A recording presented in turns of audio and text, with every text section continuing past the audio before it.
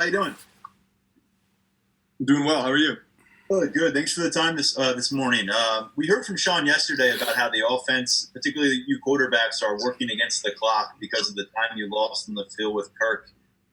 It hasn't gone according to plan in year one, but how are you guys kind of making the most of your opportunities now, and what are your impressions of getting on the field and getting to work with Kirk Shiraka?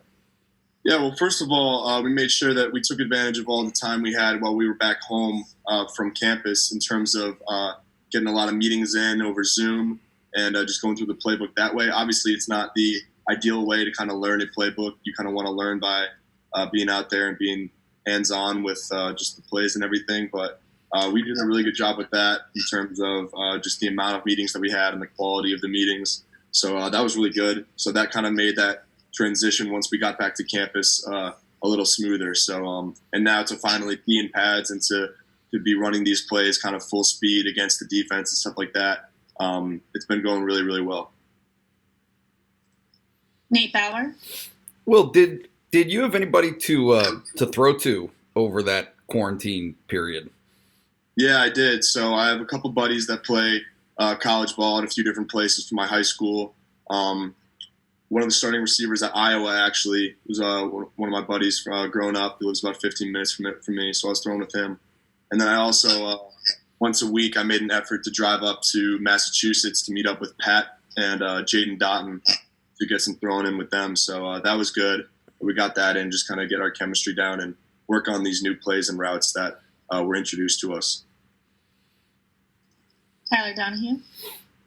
You mentioned working out with those guys up in New England, spending time with Pat. I'm sure you heard the speculation. Will he leave? Is he going to stay on campus? What did you make of all that, and how engaged were you with Freiermuth as a member of his recruiting class a few years back about where his head was at with that process?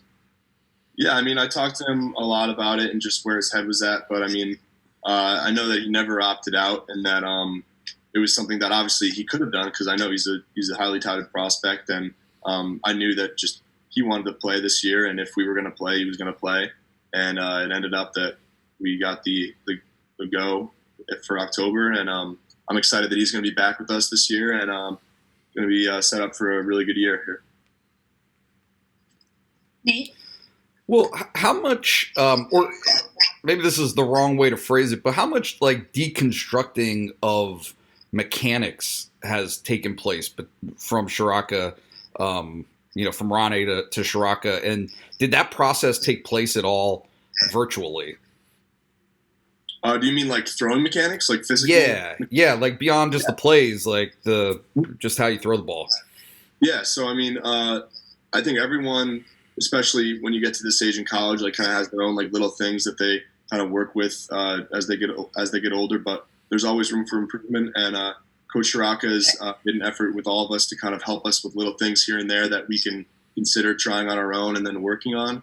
And I actually have taken it really seriously and implemented a few things, just my mechanics that I'm just trying to mentally kind of focus on when I'm throwing the ball now and making that into habits. And it's been going well, and been throwing the ball really well lately, and I've got him to thank for that.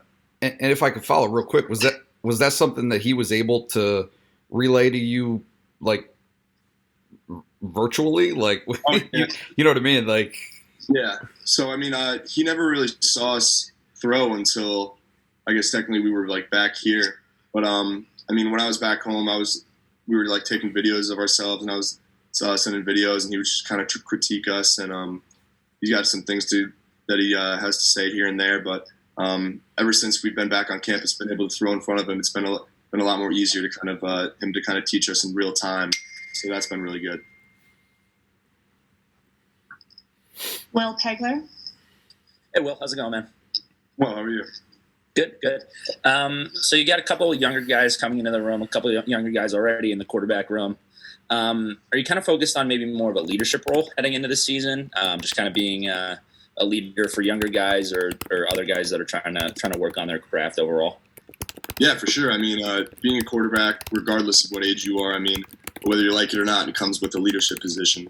And that's something that I've been trying to embrace since I was a freshman here. But just now kind of just settling in that I'm one of the old heads in the room now, even though it's only my third year. But got a few younger guys that I can really help and be like just more vocal with them in terms of being able to see what they might be doing wrong or what they might be doing right, and just being able to help them that way. And I mean, we're all learning this new offense together, so everyone's got opinions and everyone's got different feelings about what's going on. So it's just great to relay kind of information off of those dudes. And I mean, I learned from them just as much as they learned from me too. So it's been a great kind of learning process with all of us. Andrew Porterfield. Hey, Will, thanks for doing this. You touched on it. You and Sean are the two most experienced quarterbacks in the room now. What is your relationship like with him, and what have been some of your favorite moments with Sean over the past couple of years? I mean, Sean and I have a great relationship, and I mean, just throughout these past couple of years, I mean, obviously we compete every time we go out on the field, but at the same time, kind of in between drills or in between the lines, we're always like learning from each other, and just kind of have that just more friendly kind of relationship, and off the field as well. I mean, we're always hanging out and stuff off the field, talking football or not talking football. So we have a very comfortable relationship with each other.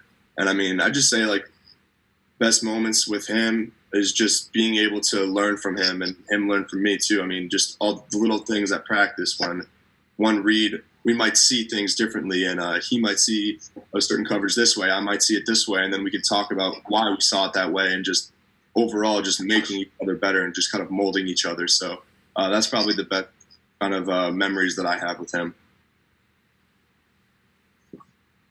Tyler Donahue.